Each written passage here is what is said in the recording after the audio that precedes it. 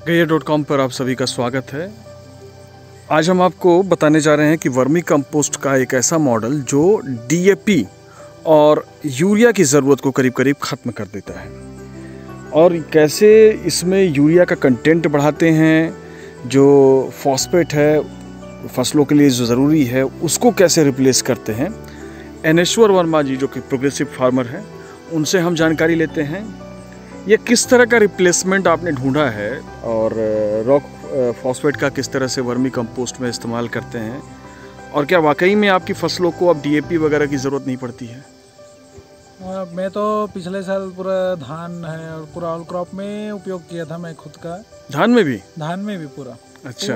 पूरा धान में इस्तेमाल किया मैं। हाँ। जिसमें मेरे को पिछले साल तो डीएपी मिला ही नहीं। हाँ। तो मैं एक साल पहले वो बंद कर दिया था मैं। हाँ। मैं खुद डीएपी बंद कर दिया था, और ना मतलब फॉस्फेट, हाँ, रॉक फॉस्फेट उदयपुर से मंगाकर उसको ना मैं वर्मी खाद केचुआ के माध्यम से 60-40 के रेशो में, मतलब 60% गोबर और 40% मतलब रॉक फॉस्फेट का उपयोग कर, और उसमें ना तो पत्ती, हाँ, मतलब आम का पत्ती है, कोई भी जो खरपतवार है वो जो गेंगड़वा मतलब केचुआ खा चुके, ऐसे को मैं वो गोबर के साथ मिक्स कर उसमें नाइट्रोजन और फास्फोरस की मात्रा बढ़ाकर फास्फोरस रिच ऑर्गेनिक मैन्योर प्रोम का उपयोग किया हूँ, प्रोम बनाया हूँ। अच्छा, तो ये कैसे बनाते ऐसे है कि इसमें मतलब 60-40 का गोबर शुरू में ही डाल देते हैं, शुरू में मिक्स करते हैं एक साथ।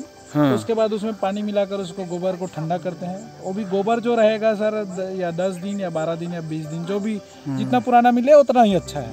हाँ। और उसको दोनों को मिक्स कर इस बेड में लगा देते हैं। पहले मिक्स कर देते हैं, उसके बाद लगा देते हैं, और उसके बाद 3 दिन 4 दिन और पानी डालकर ठंडा कर चौथा दिन उसमें डीकम्पोजर डालकर ये मतलब केचुआ को छोड़ देते हैं। अच्छा, डीकम्पोजर के साथ केचुआ मिलाते हैं। हाँ, मतलब डीकम्पोजर जो पानी रहता है उसमें केचुआ मतलब वो अच्छे से चाव से खाता है। मतलब इसको पानी देते हैं तो हम लोग डीकम्पोजर ही देते हैं, जिससे इसमें खाने की क्षमता बनने, मतलब वर्मी का जो खाने की क्षमता है वो बना रहता है। तो ये कितना बेड लगाया है आपने? करीबन 25 बेड लगा है। वर्मी बेड लगा रखा है इन्होंने। हाँ, जी, वर्मी बेड लगा है, और इसको ना नेचुरल तरीके से मतलब पेड़ के छांव का उपयोग और उसी का पत्ती का उपयोग करते हैं खाद बनाने के लिए। तो ये आपने ऊपर नेट क्यों लगाई हुई है? नेट सर मतलब कहीं कहीं धूप आ जाता है उसके लिए नेट लगाए हैं, और चींटी गिरता है आम पौधे का चींटी, उसके लिए भी बचाव है इसमें। हाँ। और छांव के लिए इधर मैं कुंदरू का नार वाला वैरायटी, इसके लिए मैं लगाया हूँ। अच्छा, तो इससे भी प्रोडक्शन ले रहे हैं? इससे भी प्रोडक्शन, घर खाने के लिए कम से कम जैविक उत्पाद तो मिल रहा है मेरे को। अच्छा, तो ये जो वर्मी कंपोस्ट है ये कितने दिन में तैयार हो जाता है और कितना प्रोडक्शन हो रहा है, और कितना बेड आपने लगाया? एक बार अगर बेड भर दिए तो ये 6 महीने तक निकलता रहता है। मतलब हर 20 दिन में आपको इसको ऐसे निकाल के ऐसे चन्नी करना पड़ता है। मशीन से चन्नी करना पड़ता है, फिर मतलब वो निकल गया तो मतलब महीने का मेरा 25 बेड से करीबन 30 क्विंटल के आसपास मतलब उत्पादन है। तो ये सभी में आपने रॉक फॉस्फेट डाला हुआ है? नहीं, पूरे में नहीं डाला हूँ मैं। वर्मी खाद भी उपयोग करता हूँ, जिसमें रॉक फॉस्फेट वाला मेरा 15 बेड है। अच्छा, चलिए उधर को देखते हैं फिर। तो ये आप देख सकते हैं कि यहाँ पे वर्मी कंपोस्ट का प्रोडक्शन चल रहा है, और वर्मी कंपोस्ट के प्रोडक्शन के लिए इन्होंने बेड लगाई हुई है, वर्मी बेड। ये क्या है? ये प्रोम वाला है। अच्छा, ये प्रोम कलर आता है ना इसके, थोड़ा लाल आता है। हाँ, थोड़ा लालिमा आता है इसका, क्योंकि बहुत दिन हो गए इसका पता नहीं चला। तो ये आप देख सकते हैं कि वर्मी कंपोस्ट से थोड़ा सा अलग है, हल्का सा रेडिश शेड ले हुआ है। हाँ, क्योंकि रॉक फॉस्फेट लाल कलर का, जिसमें 18 से 20% रॉक फॉस्फेट की मात्रा मतलब लाए हैं, उसको लैब टेस्ट भी कराए हैं। उसमें मतलब है। और ये जो यूरिया है, यूरिया की कितनी कम जरूरत पड़ती है इसको डालने के बाद वर्मी कंपोस्ट को? वर्मी कंपोस्ट डालने मतलब केवल गोबर इस्तेमाल कर लो ना, तो क्या होता है यूरिया की मात्रा वर्मी खाद में नहीं बनता। उसके लिए हम लोग ना हरी घास है, हरी पत्ती है, और ज़्यादातर मतलब जो ऐसा घास जो चाव से उसको खा सके, जैसे मुनगा का पत्ता है, कोई भी चीज़ ऐसा डालते हैं। पलास का भी पत्ता डाल देते हैं। वो बहुत चाव से खाता है उसको। मतलब वर्मी जब बढ़ाना रहता है, उसको सड़ा करके डालते हैं या सादा डालते हैं? नहीं, डायरेक्ट भी डाल देते हैं, क्योंकि गोबर के ऊपर डाल दो। और उसके बाद ना हम लोग जो बायोगैस उपयोग करते हैं, गोबर गैस, बायोगैस, उसका मतलब स्लरी निकलता है, उसको उसी के ऊपर डाल देते हैं।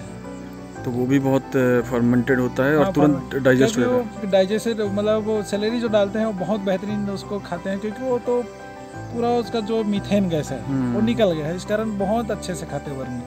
और जैसे वर्मी का संख्या बढ़ाना है तो बहुत बेहतरीन है गोबर गैस का स्लरी।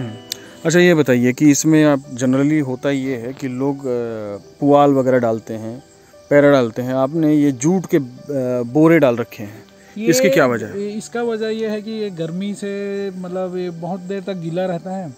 पेरा जो है ना, क्या होता है, पेरा को पूरा खा जाता है, उसके लिए छांव नहीं रहता। तो मतलब गर्मी के दिन में क्या रहता है, जूट का बोरा उपयोग करो, बेहतरीन रहता है, छांव बना रहता है।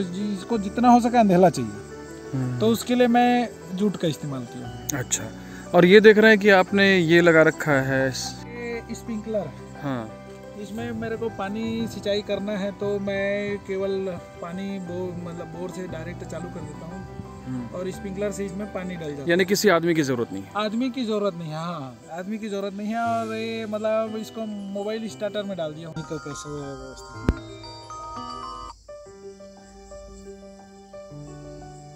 ये आपने स्प्रिंकलर्स लगा रखे हैं, ये किस लिए लगाए हैं?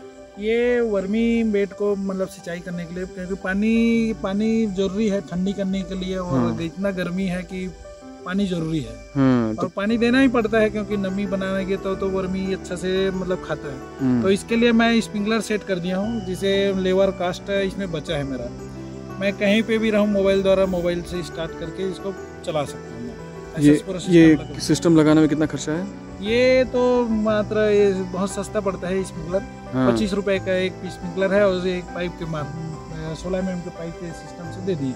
अच्छा, ये ड्रिप इरिगेशन से है, तो उसी का पाइप उठाकर इधर वो कर दिए। अच्छा, स्प्रिंकलर सेट लगा दिए। तो ये पानी कितने बार दिन में देना पड़ता है? दिन में अगर मतलब पहले बेड डाले तो 3 में 2 बार देना पड़ता है। उसके बाद जैसे ज़्यादा टेम्परेचर है तो 2 बार, नहीं तो 1 बार शाम को दो, बेहतरीन रहता है।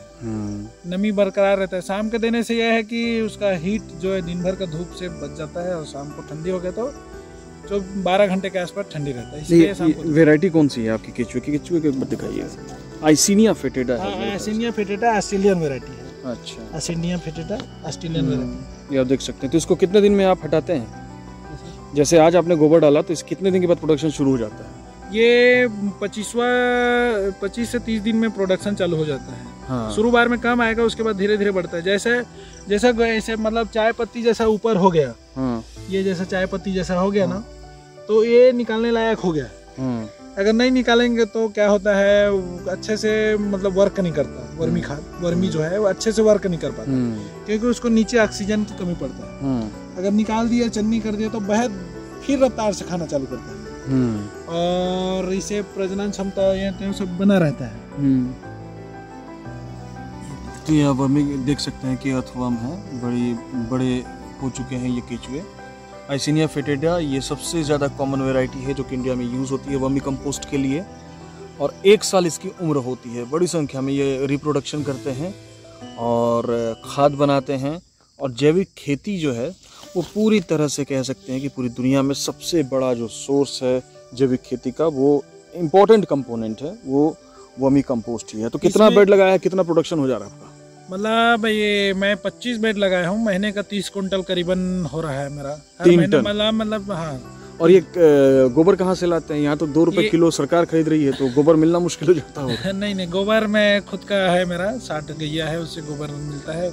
कभी कभी कमी पड़ता है तो एक डेयरी वाले को भी बोला हूँ, कृष्णा डेयरी नाम से है गाँव पे, उससे मैं ले लेता हूँ। अच्छा, आपके पास गाय भी है? 60 गैया है, तो वो और उसी का गौमूत्र है और सब चीज उपयोग करके बनाते हैं हम लोग। पूरी तरह से जैविक खेती? पूरा जैविक खेती। तो इसमें जब रासायनिक खेती से जैविक खेती में शिफ्ट हुए तो नुकसान हुआ कि फायदा बढ़ा? नहीं, तो हम लोग धीरे धीरे उपयोग किए। मतलब पहले 25 डाले, उसके बाद 45 डाले, 40 डाले, ऐसे ऐसे करते करते अब आज की डेट में पूरा 90% पूरा जैविक हो गया है मेरा फार्म। यहाँ तक मतलब धीरे धीरे कम किया हम लोग।